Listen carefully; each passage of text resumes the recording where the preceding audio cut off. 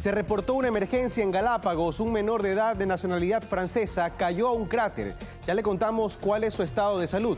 Además, Guayaquil sigue de fiesta. La urbe porteña continúa celebrando sus 488 años de fundación con música, teatro y literatura.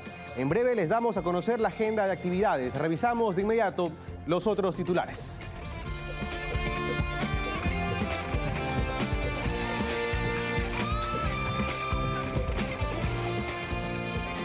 Las lluvias registradas ayer en Guayaquil fueron más fuertes que las reportadas en julio de 1997, año del fenómeno del Niño, según el INAMI.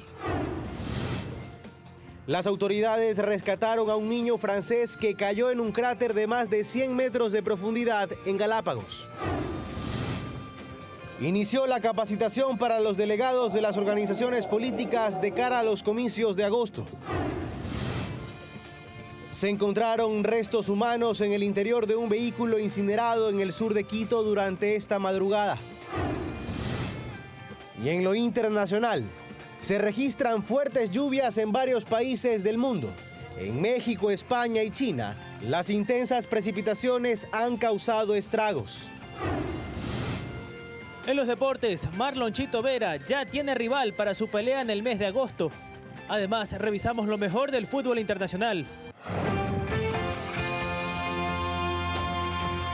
Teleamazonas presenta 24 horas con Carlos Sacoto.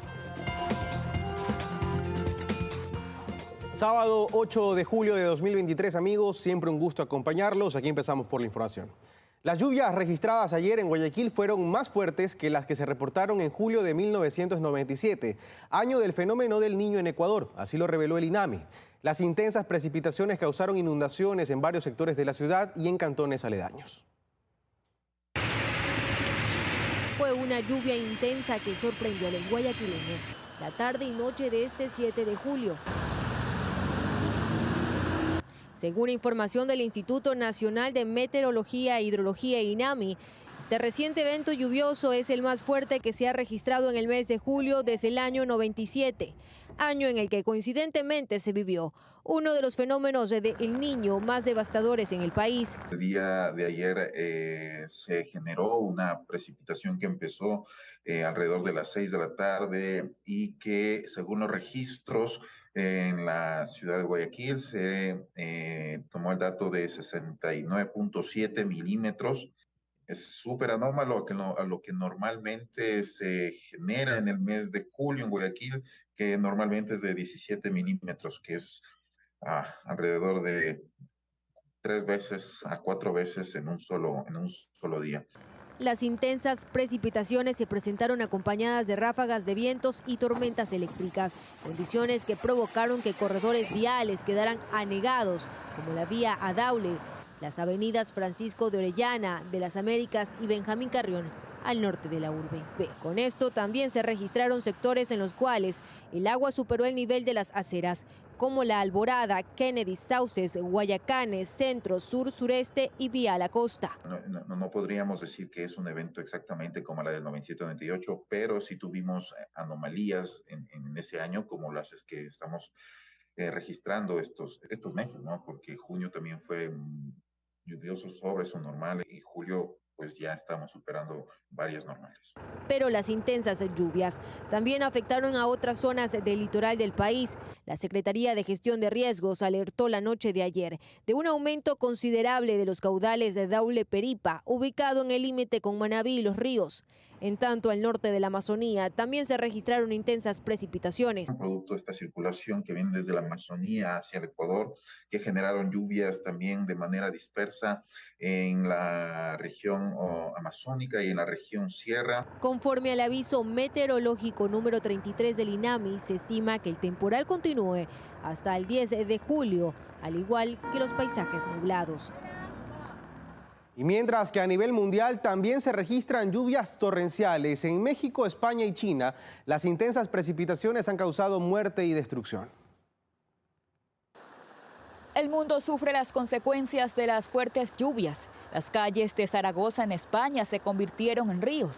Hasta el día de hoy las autoridades aún no pueden cuantificar los múltiples daños que se registraron producto de las intensas precipitaciones de los últimos días. Una tormenta y granizo provocaron grandes pérdidas materiales, mientras que decenas de personas fueron rescatadas por los bomberos.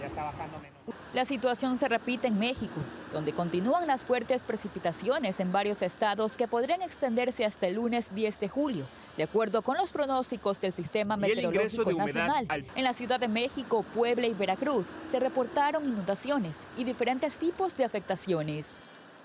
El panorama es similar en China, donde esta semana al menos 15 personas murieron y 4 se encuentran desaparecidas por las lluvias torrenciales que afectaron la metrópolis de Chongqing y otras partes del suroeste del país asiático. Las autoridades aseguran que esta situación climática se mantendrá durante los próximos días. Por eso piden a los habitantes tomar las debidas precauciones. Y le contamos ahora que un niño francés cayó a una especie de cráter en Galápagos. Posteriormente fue rescatado y atendido en el hospital de Puerto Ayora. Al momento los médicos indican que se encuentra estable, pero necesita más exámenes médicos para descartar lesiones internas. Jérôme es francés. Vino a Galápagos con su esposa y sus 2 hijos. Uno de ellos cayó en una grieta volcánica en la isla Santa Cruz. Pese a los pronósticos, Axel, de 8 años, sobrevivió. Cuando lo encontraron después era muy difícil también que le manejan hacer subir y hay mucha gente para ayudar. ¿Cuánto tiempo estuvo abajo tu hijo? No puedo decirte, no sé exactamente, pero muchas horas, puede ser 5 o 6 horas. Un dron de un turista se unió al procedimiento de búsqueda y rescate. Desde el aire se dio con la posición exacta para que los bomberos bajaran con la técnica de rappel. Lo encontraron consciente, aunque con su rostro golpeado y con dolores en la zona superior de su cuerpo. En cuanto nos alertó el ECU 911, procedimos a movilizar 2 unidades, la ambulancia, la unidad 008 y también la unidad 006, la camioneta de avance y rescate. Logramos rescatar al niño de 8 años de edad, gracias a Dios. Inicialmente se conoció que Axel había caído a una profundidad de 70 metros, pero luego del rescate se conoció que en realidad estaba a 100 metros de profundidad. Según expertos, el que haya sobrevivido a una caída de 100 metros se debe a que el sitio cuenta con mucha vegetación, haciendo que las ramas de los árboles y arbustos amortiguaran el descenso.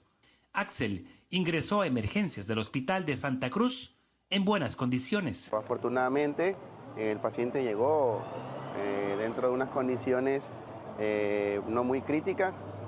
Pese a la situación, igual se le hizo los primeros estudios, la valoración por los médicos especialistas. El hospital no cuenta con todos los equipos para determinar con mayor precisión el estado de salud de Axel. Por ello, por medio de su seguro privado de viaje, sería trasladado vía aérea hasta la ciudad de Guayaquil, donde sería nuevamente valorado. Hasta el cierre de la edición de este reportaje, no se confirmaba si aún había realizado este viaje. Y tras el suceso en el teleférico de Quito, donde decenas de personas quedaron atrapadas, la empresa se disculpó por lo ocurrido. Hasta el momento, el municipio desconoce si la administración incumplió alguna normativa. Miren, y la neblina sigue subiendo. Ahora sí ya está medio preocupante. Voy a llamar a los bomberos. Una emergencia que causó zozobra por horas en decenas de ciudadanos que se quedaron atrapados en el teleférico y que hoy deja más dudas que aciertos, pues aún se desconocen las causas que provocaron esta paralización. Si bien hasta el momento se está a la espera del informe del Cuerpo de Bomberos, desde la Agencia Metropolitana de Control se afirma que la empresa operadora debe entregar también un informe de lo ocurrido. Cuando nosotros acudimos, los permisos de funcionamiento los tienen al día. Sin embargo, nuestra normativa municipal no solo nos pide que revisemos que tengan permisos al día, sino que hay ciertas actividades que además de tenerlos deben permanentemente cumplir con la norma técnica de funcionamiento. Y en este caso estaríamos en este segundo momento en el que incumplieron norma técnica. Y es ese informe el que determinará si hubo una falla eléctrica, mecánica o incluso se sabrá si se trató de un hecho aislado. Mientras tanto, en las últimas horas, el teleférico mediante su cuenta de Twitter pidió disculpas por lo ocurrido. Además, mediante un comunicado, explicó que la interrupción de su funcionamiento se dio por una contingencia en el sistema de freno. Aclara además que se manejan protocolos de seguridad por organismos internacionales especializados, con sistemas que evitan que las personas sean extraídas de forma forzada y, al contrario de lo sucedido, puedan ser llevados al punto de partida. Por la avería, 27 personas fueron atrapadas dentro de las góndolas del teleférico y 96 en la parte superior. Y según informes técnicos, esta no fue la primera vez que se presentó un percance de estos. Revisamos otros temas. El Consejo Nacional Electoral inició la capacitación para los delegados de organizaciones políticas que auditarán las elecciones anticipadas de agosto de 2023. Fueron 14 organizaciones que comenzaron con la preparación de este proceso. Desde el 7 de julio y hasta el próximo 15 de agosto, los representantes de las organizaciones políticas acreditados ante el Consejo Nacional Electoral se capacitarán sobre el plan de auditorías de las elecciones presidenciales legislativas anticipadas 2023. En esta primera jornada participaron autoridades del CNE, quienes destacaron que mediante este proceso se atenderán todas las observaciones que presenten las organizaciones políticas a través de sus delegados. Y así vamos de camino hacia el 20 de agosto y llegar a tener un proceso con un resultado que el Ecuador espera del Consejo Nacional Electoral y de las instituciones aliadas. Las autoridades ratificaron que de esta manera y con estos procesos se están cumpliendo los hitos del calendario electoral para brindar todas las facilidades y que las organizaciones políticas cuenten con la información necesaria. De este proceso de auditoría del Consejo Nacional Electoral participaron 14 organizaciones políticas, 7 nacionales y 7 provinciales, las mismas que participarán durante toda esta jornada democrática de elecciones tanto presidenciales y legislativas, así como de consultas populares del Yasuní y Chocó Andino 2023. Eso además que en anteriores días el Consejo Nacional Electoral inició con la notificación de los integrantes de las juntas receptoras del voto para las próximas elecciones. Son más de 270,000 personas seleccionadas para este proceso, las mismas que ya estuvieron en las elecciones del pasado 5 de febrero. Recuerde que si usted fue designado como miembro de las juntas receptoras del voto y no asiste a las capacitaciones, deberá pagar una multa de $45.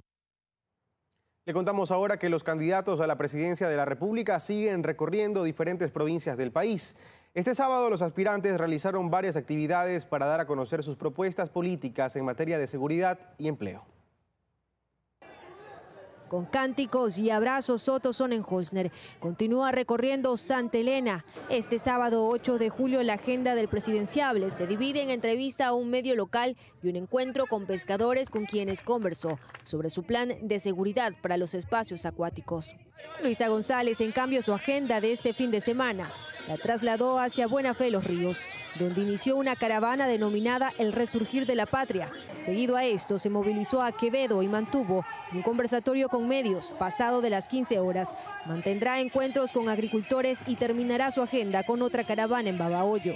Yacu Pérez estableció su agenda en el Cantón Suscal, provincia del Cañar, desde donde hizo una concentración en la avenida Panamericana. En el Tambo, en cambio, visitó el mercado del Cantón, en tanto que en Azogues realizó su tradicional ciclopaseo y brindó una rueda de prensa. Jan Topic, durante su agenda de este fin de semana, prefirió mantener entrevistas con diferentes medios. Fernando Villavicencio, por su parte, se quedó en Quito para mantener un almuerzo con líderes cantonales. A las 15 horas con 30 minutos dio una rueda de prensa y a las 16 horas culminó con presentaciones artísticas en el Coliseo Solanda y en el Coliseo María Augusta Urrutia. Y el gobierno nacional continúa enviando decretos ley en temas económicos a la Corte Constitucional. El primero es el ya anunciado alivio a los deudores de créditos educativos, mientras que el segundo establece mecanismos para que las empresas puedan reestructurar sus deudas y evitar quiebras. En este último punto, el Ejecutivo asegura que la iniciativa establece mecanismos normativos para que las empresas que afrontan dificultades financieras puedan fortalecerse a pesar de las afectaciones económicas y productivas que causó la pandemia. Y a propósito, este decreto para la protección a las empresas del país se presenta cuando el sector empresarial reaccionaba ante la posibilidad de una nueva reforma tributaria. La medida tenía la finalidad de compensar el costo que representa la denominada Ley de Fortalecimiento de la Economía Familiar. El primer decreto enviado por el gobierno a la Corte Constitucional le cuesta $195 millones al fisco. Y es que la denominada Ley de Fortalecimiento de la Economía Familiar, con la que Lazo trata de remediar el aumento de impuestos que estableció en la primera reforma, pone a correr nuevamente al régimen que ahora analiza reducir o focalizar los beneficios tributarios al sector empresarial. Aquí, es decir, tiene que primar la palabra del presidente de la República, número uno, y número dos, tenemos que trabajar en equipo. En este sentido, el analista económico Fausto Ortiz enumera cuáles son las compensaciones con las que cuenta el gremio empresarial. En beneficios tributarios hay algunos ahorros del IVA, devoluciones del ISD, ciertas exenciones en el tema de impuesto a la renta.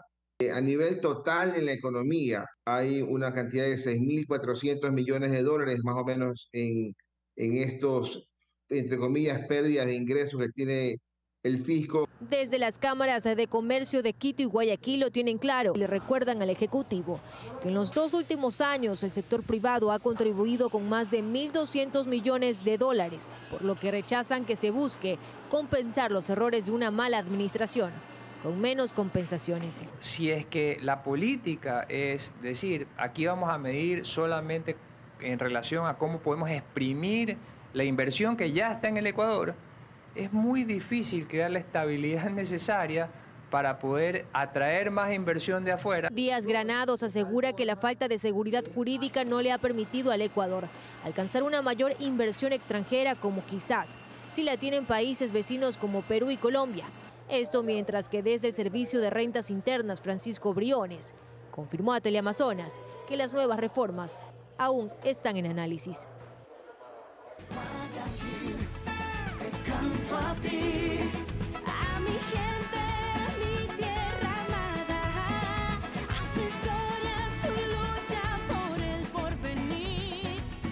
Con música, teatro y literatura, Guayaquil sigue celebrando sus 488 años de fundación. El contacto a esta hora de la noche es con Astrid Singre, quien se encuentra en la tradicional calle Panamá. Astrid, cuéntanos a esta hora cuál es el ambiente y cuál es la agenda de actividades que nos depara el puerto principal. ¿Qué tal? Buenas noches en estudio, amigos televidentes. Nuevamente desde la calle Panamá, donde el transcurrir de las horas hace que las actividades aumenten en este punto y tanto visitantes extranjeros como también nacionales pues se disfruten de las diversas actividades que se encuentran aquí en la calle Panamá y también, ¿por qué no?, de la agenda que ha presentado Guayaquil durante toda esta semana. Y un ejemplo de esto es que hoy, pasado de las 15 horas, la Orquesta Filarmónica Municipal tocó por primera vez en la Iglesia del Cristo del Consuelo. Así también hubo otras actividades, por ejemplo, el día de ayer en La Bota hubo presentaciones también artísticas y teatrales donde decenas de familias pudieron disfrutar. Pero el día de hoy también abrió muy de mañana con actividades Guayaquil desde las 10 de la mañana hasta las 12 del día. El Teatro Viviente, la Fundación de Guayaquil, el Cuentacuentos, el Fray Simplón, así como también a las 11 del día hasta las 12 del día hubo el show de títeres infantiles en el Ágora Junín Malecón 2000. A las 11 del día hasta las 18 horas estuvo aperturado el libro y la ría en la Plaza Lúdica, calle Panamá. Y también a las 16 horas hasta las 17 horas pues se cerró con el coro de niños Juan Pueblo en el Ágora Parque Ferroviaria. Mientras que para el domingo 9 de julio, desde las 11 de la mañana, escuche bien, hasta las 18 horas estará aperturado el libro y la ría en la Plaza Lúdica de la calle Panamá. Hay muchas opciones justamente para disfrutar y para no quedarse en casa. Mañana también tiene una cita justamente aquí en la Plaza Lúdica de la calle Panamá para que pueda venir en familia y disfrutar de estas fiestas julianas. Hasta aquí la información, compañeros. Ustedes continúan con más. Buenas noches. Excelente, Astrid, muy buenas noches. Actividades realmente para todos los gustos. Momento de un corte comercial, amigos, pero ponga atención con lo que tendremos al volver. Las autoridades habrían encontrado restos humanos en el interior de un vehículo incinerado en el sur de Quito durante esta madrugada. Además, en lo internacional, el ELN dejó en libertad a una militar colombiana y a sus 2 hijos que habían sido secuestrados. Con esta información regresamos. Siga con nosotros.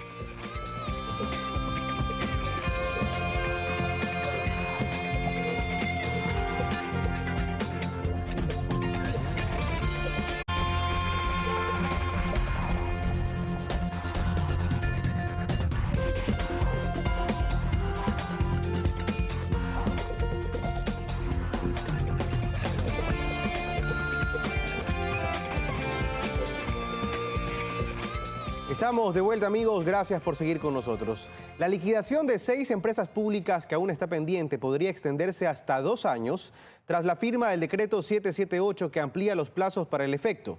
En la lista de empresas públicas en proceso de liquidación está, por ejemplo, la aerolínea TAME.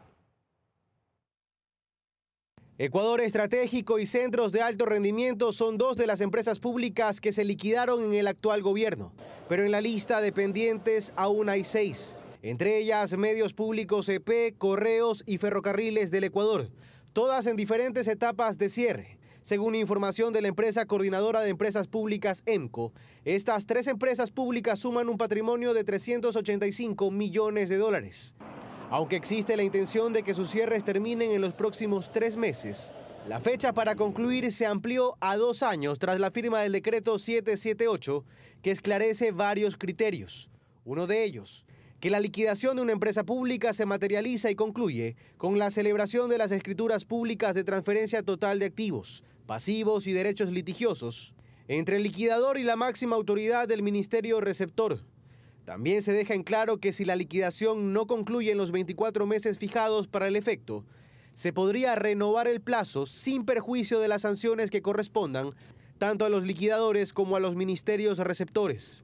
Estos últimos podrán hacer uso de los activos que reciban una vez concluidos los cierres. Desde EMCO se ha dejado en claro que los cierres de las empresas públicas Fabrec, UNA y TAME no ocurrirán en el actual gobierno, pues los procesos continúan en medio de las dificultades que implican, por ejemplo, cerrar una aerolínea con un patrimonio negativo de 393 millones de dólares. Y es que los pasivos de TAME EP suman 412 millones de dólares y sus activos solo 18,6 millones. Esta y las otras 5 empresas en la lista que hoy podrán liquidarse en un plazo de 2 años empezaron sus procesos de cierre en mayo de 2020, hace 3 años ya. Y le contamos que el Parque Samanes es el tercer parque más grande de Latinoamérica. Tras 13 años de inauguración y de lucir descuidado por varios meses, se plantea un cambio de administración. Lourdes Guadamut está con nosotros y nos tiene más detalles. Lourdes, muy buenas noches. ¿Qué tal, amigos? Gracias. El Parque Samanes es el más grande de Guayaquil y se concibió como una suerte de Central Park porteño. De hecho, su extensión es 2 veces más grande que el famoso Parque Urbano de Nueva York en Estados Unidos. Y justamente esta obra, que cuenta con 851 hectáreas de área recreativa, pero que solo tiene 224 de esparcimiento, también alberga un espacio importante de flora y fauna del bosque seco tropical. Pero ahora bien, ¿por qué se plantea una nueva administración? Pues bueno, el Parque Samanes se construyó a un costo de 230 millones de dólares y cuenta con un presupuesto de 2 millones de dólares anuales. Sin embargo, ha registrado un descuido progresivo de sus instalaciones. Es por eso que el municipio de Guayaquil pidió la competencia al gobierno nacional y los recursos para administrar este espacio desde el año pasado. Pero hasta ahora, el gobierno nacional no ha dado respuesta. Aquí los detalles.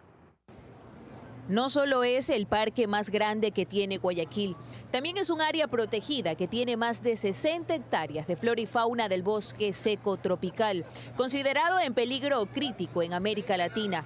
Hoy por hoy, el municipio de Guayaquil le ha solicitado al gobierno nacional adquirir su competencia. Queremos hacer el pedido formal al gobierno para tener la competencia del Parque Samanes con los recursos. Esto ante el deterioro de la obra, que tuvo una inversión de aproximadamente 230 millones de dólares y que a través de los años fue exponiendo la falta de mantenimiento. Cuando el parque recién inició, realmente era muy bonito venir, era muy tranquilo. Yo venía incluso a hacer ejercicios, correr, pero luego ya era imposible, hasta por la inseguridad. Si bien esta obra hoy luce mejoras en su mantenimiento, la ciudadanía espera que la desatención no se vuelva a repetir. Sí nos costó, sí, de los impuestos de nosotros se hizo todo esto. Entonces sí es bueno que sirva para esto, ¿no? Para el ingeniero forestal y docente investigador del SPOL, Erwin Jiménez, la construcción del Parque Samanes en Guayaquil no solo contribuye a la conservación de la diversidad del ambiente, también ayuda a mitigar el impacto ambiental en una ciudad que crece exponencialmente. Cualquier organismo, el que fuere, siempre tenga esa competencia y tenga esa responsabilidad de mantenerlo. Quien sabe hacer un concepto de restauración y sembrar un arbolito es sencillo, y nos tomamos fotos y está bien. Pero lo importante es mantener el recurso. Es por eso que asegura que más allá del presupuesto que se otorgue para su mantenimiento o quien lo administre, refiere que se debe trabajar en un plan para poder cuidarlo en el tiempo. Guayaquil está expectante a las declaraciones del presidente Guillermo Lasso en la sesión solemne que realizará el Cabildo el próximo 25 de julio. Esto por los 488 años de fundación de la urbe porteña. Quizás este día el gobierno nacional refiera si acepta o no trasladar la competencia de este espacio. Siguen ustedes con más información. Gracias, Lourdes, estaremos pendientes. Y le contamos ahora de un golpe al narcotráfico. La Armada del Ecuador decomisó 622 bloques de droga que eran trasladados en una embarcación en el sector de La Tola, a 10 millas de la Bucana del Lagarto, en la provincia de Esmeraldas. Los 21 bultos incautados aparentemente eran pasta de cocaína y marihuana. 2 personas de 23 y 15 años fueron detenidas. La embarcación no tenía nombre, ni registro, ni matrícula. Y le contamos que esta madrugada en el sur de Quito fue encontrado un carro incinerado. Según las autoridades, en el interior del vehículo se habrían encontrado restos humanos, pero se desconoce la identidad de la víctima. Este hecho se mantiene bajo investigación. Así es como las autoridades encontraron al vehículo luego de recibir la alerta, completamente incinerado. Y es que uniformados habrían acudido hasta este sector, Tréboles del Sur, al sur de la capital, luego de que moradores alertaron que en horas de la madrugada, sujetos prendieron fuego a un vehículo. En un inicio, vecinos de la zona afirmaron haber escuchado varios disparos y que incluso observaron a una persona al interior, algo que fue confirmado por las autoridades. Ahora uniformados investigan el caso. Sin embargo, en el lugar no habrían cámaras, lo que podría complicar la identificación de los responsables. Según lo reportado por moradores del sector, esta no sería la primera vez que observan un hecho de estos en la zona. Y mucha atención, 2 hombres fueron detenidos por el ataque con explosivos que causó alarma en la unidad penal del Consejo de la Judicatura en Portoviejo durante este viernes. La detención ocurrió tras un operativo de inteligencia donde se incautaron 2 vehículos. Mientras que las dependencias judiciales de Manabí desarrollarán sus actividades bajo la modalidad de teletrabajo como medida de prevención para proteger la integridad de los usuarios y servidores del sistema de justicia en esa provincia. Así lo anunció el presidente del Consejo de la Judicatura, Wilman Terán, quien viajó a Portoviejo para verificar la situación en la unidad judicial penal de ese cantón. Y en otros temas, según datos del ECU 911, la provincia del Guayas concentra el mayor número de casos de suicidio en el país, con 44 alertas en lo que va de 2023. Solamente en la ciudad de Guayaquil se han registrado 36 de estos casos.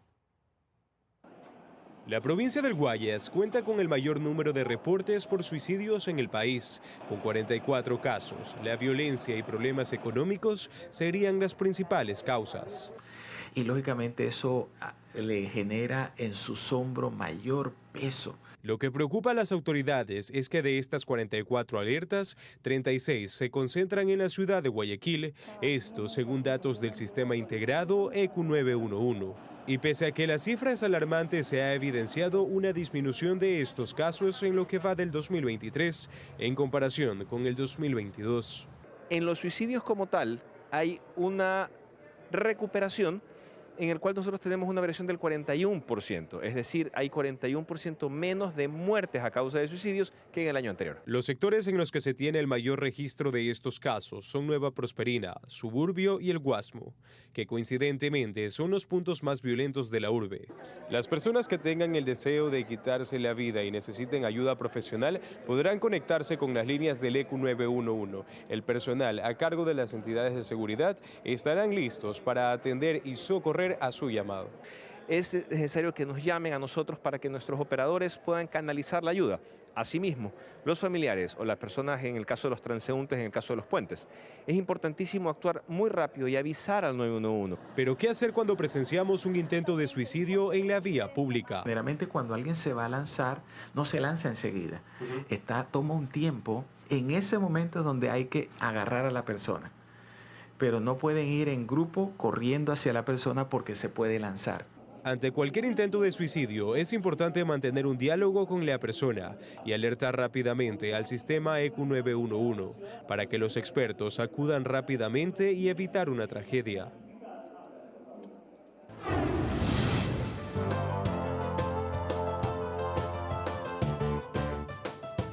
Revisamos noticias del mundo. El ELN dejó en libertad a una militar colombiana y a sus 2 hijos que habían sido secuestrados. El hecho se registra a vísperas del inicio de una tregua entre la guerrilla y el gobierno colombiano. Liberación de una suboficial del ejército colombiano y sus 2 hijos tras haber sido secuestrados por el ELN. En un video difundido por las autoridades el viernes, aparecen acompañados de 3 guerrilleros, un sacerdote y funcionarios de la Defensoría que vela por los derechos humanos. La sargento segunda Karina Ramírez fue secuestrada desde el lunes con sus pequeños de 6 y 8 años, uno de los cuales padece autismo. Según la Defensoría, fueron recibidos en aparente buena condición de salud. La familia fue interceptada mientras transitaba en su vehículo por una zona cercana a la frontera con Venezuela. El gobierno calificó el secuestro de incomprensible, ya que ese mismo día daba inicio a una tregua pactada con los rebeldes. La semana pasada, también 3 policías fueron asesinados en 2 hechos distintos en el norte de Santander, vecino a Venezuela. A partir del 3 de agosto, la tregua incluirá también el fin de las extorsiones, los secuestros y crímenes habituales. El cese al fuego tendrá una vigencia de 6 meses. De cumplirse, será el periodo más largo de suspensión de las hostilidades entre las fuerzas estatales y la guerrilla. Las partes se volverán a reunir desde el 14 de agosto en Venezuela para continuar con los diálogos de paz. Y al menos 14 personas, incluidos menores de edad, han fallecido tras el derrumbe de un edificio en el estado de Pernambuco, al noreste de Brasil. Los bomberos realizan las labores de búsqueda y rescate para localizar a varias personas desaparecidas. El suceso se registró durante la tarde de este viernes en un edificio de 3 plantas que estaba ocupado pese a tener una orden de desalojo por riesgo de derrumbe precisamente. Y escuche esto, varios robots afirmaron en una conferencia de la ONU que en un día serán capaces de dirigir al mundo mejor que los humanos. Expertos, dirigentes y representantes de empresas debatieron en la cumbre sobre la necesidad de elaborar normas que garanticen que estas nuevas tecnologías se utilicen con fines positivos. Sin ponerla en peligro. Interesante, ¿no? Y el uso de filtros de belleza en redes sociales podría en algunos pacientes desencadenar patologías como la dismorfia corporal. Especialistas nos explican un poco más de este fenómeno a continuación.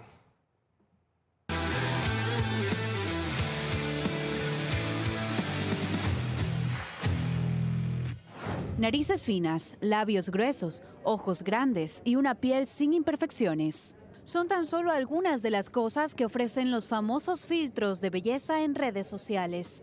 Cuando este fenómeno comenzó, era, según expertos, inofensivo, caritas con orejitas de perro o coronas de flores. Pero lo que comenzó bien, ahora ha dado paso a patologías. Cecilia Vallas, psicóloga clínica, lo explica. Tengo adolescentes y tengo también adultos, ¿no?, que acuden ya a hacer acciones para verse como estás en el filtro, ¿no? Entonces, como lo dices, hay una distorsión de tu verdadera imagen y puede provocar alteraciones y trastornos psicológicos y llegar a una dismorfia corporal en donde realmente vas a buscar hacer lo que sea para verte como estás en el filtro.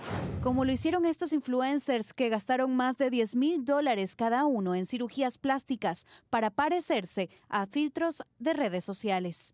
¿Pero qué es la dismorfia corporal? Es un trastorno psicológico relacionado con la percepción de la propia imagen que lleva a detectar defectos en uno mismo y magnificarlos desmesuradamente. El cirujano plástico Fernando Quintana afirma que ha recibido pacientes con esta patología. Traen fotografías o mire, yo quiero esta nariz, que yo mismo la cambié con los programas que hay en los teléfonos. Hay gente que quiere y se obsesiona por eso, es el momento de pararle la mano, mandarla al psicólogo para que vea lo que quiere y llegar a un acuerdo. Ese paciente lo vas a tener exigiéndote cambios y nunca va a estar contento. Obviamente es un paciente que tiene un fondo psicológico. De ahí la importancia de que el médico sepa guiar al paciente. Tener un respaldo y comunicarse y buscar un respaldo académico de un profesional, pero no vas a estar sometido a 3, 4, 5, 6 operaciones. Y esto vende a través de las redes sociales. Esa falta de límite. Quienes son más susceptibles son los jóvenes. Es por eso que los padres deben estar atentos a las señales de alerta. El hecho de no poder salir sin maquillaje, nenas que prematuramente utilizan maquillaje y ya llega a no comer. Los padres tienen que abrir canales de comunicación para poder indagar cómo está en especial la autoestima. Autoestima que debe de estar bien fortalecida para hacerle frente a estos tiempos llenos de apariencias y belleza irreal. Estamos de vuelta. La capital del pan es como se conoce a una pequeña comunidad ubicada en la provincia de Santa Elena. Cadeate, donde casi la mitad de sus habitantes son panificadores, abastece con sus productos a una gran cantidad de moradores de dicha provincia y también de Manabí. A las 5 de la mañana empieza la jornada de los panificadores de Cadeate. Algunos de ellos tienen más de 50 años dedicados a este oficio, quienes entre harina, huevos, leche y las ganas de superarse han sacado adelante a sus familias y sus negocios. La jornada empieza a partir de las 5 de la mañana. Ya toda persona que está levantada puede encontrar el pan. Lo característico del pan de este sector es su elaboración en horno de barro, aunque en la actualidad el uso de herramientas eléctricas faciliten el trabajo, no se pierden las tradiciones. Su sabor es un sabor único, muy rico, diferentes tipos de pan, pero todos son muy ricos. Cadeate, la capital del pan, ubicada a 5 kilómetros de Montañita, es una comuna en la provincia de Santa Elena, donde aproximadamente el 45% de sus pobladores son panificadores. Este producto es distribuido en diferentes partes de Santa Elena y Manabí. Como para La Libertad, Santa Rosa, Salinas, Santa Elena, Ancón, Chanduy, para todos lados, para acá Manabí, Puerto López, Machalilla, Salanguillo, todo por todos lados va. Hay fechas y eventos tradicionales, como la Feria del Pan, que se celebra en octubre, y el Día de los Difuntos, cada 1 y 2 de noviembre, que a la voz de... del cielo venimos, pan pedimos, si no nos dan ya no venimos. Y esa es una tradición y aún permanece eso. ¿Y se da panes? Sí, no solamente panes, se da comida. Invitarles a que vengan a disfrutar de los encantos que posee la comuna de Cadeate, Santa Elena. Si recorren la ruta del Spondylus, una buena opción para visitar es la capital del pan.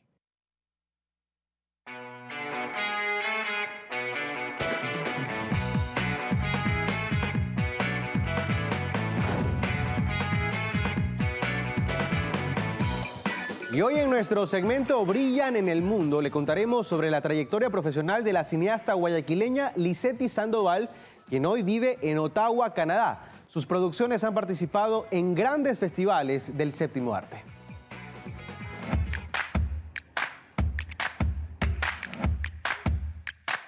La pasión de la guayaquileña Lizety Sandoval es el cine. Y actualmente en Canadá ha logrado llevar al siguiente nivel sus sueños en el séptimo arte. Ella afirma que se enamoró del cine a temprana edad. Empecé desde los 12, 14 años por ahí. Teníamos una cámara familiar que mi papá había comprado. Yo empecé a usar esa cámara con mis amigos, con mis primos, y hacía pequeños cortometrajes. Y luego yo misma los editaba, les ponía la música y todo. Empezó sus estudios en Guayaquil y después salió a Canadá para terminarlos. Algo que afirma no habría logrado sin el apoyo incondicional de sus padres. Ellos hipotecaron su casa para poder pagar mis estudios. Yo ahorré para poder devolverles todo el dinero que ellos invirtieron en mi carrera para que ellos puedan tener su casa de nuevo. Es así que se graduó del Humber College en la carrera de producción de cine y televisión, lo cual le permitió desempeñarse en distintas áreas de la profesión. Empecé desde abajo y luego después camarógrafa, de camarógrafa directora de piso y luego switcher y finalmente directora. Action. Dentro de las producciones que ha dirigido, producido y escrito están el cortometraje El Caído, el documental El Blanco y el más reciente, el largometraje La historia de Penélope.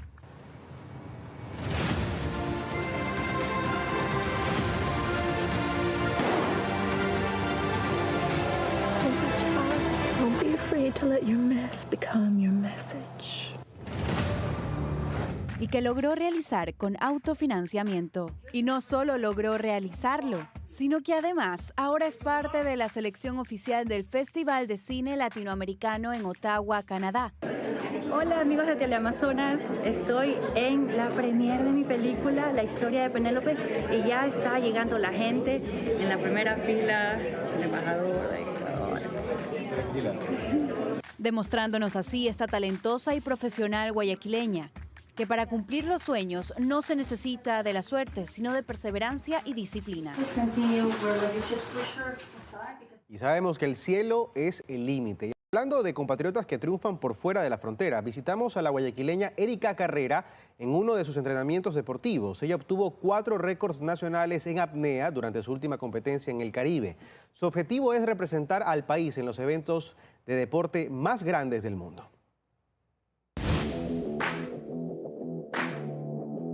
Practicando su deporte favorito. Así encontramos a la guayaquileña Erika Carrera, apneísta. La apnea se trata de la práctica de contener la respiración cuando se bucea bajo el agua, sin ayuda de un equipo de respiración, sino tomando aire únicamente en superficie y llevándolo en los pulmones hasta la profundidad del mar.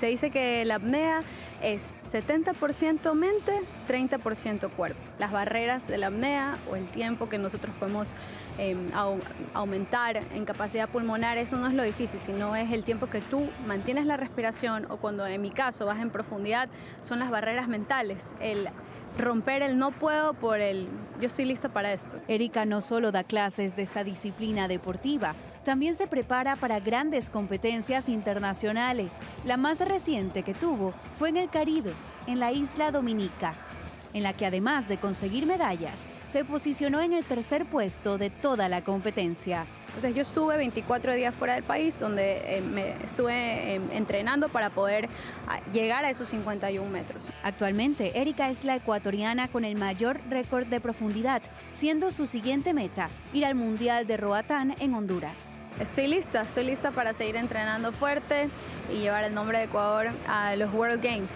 que es el objetivo en el 2025.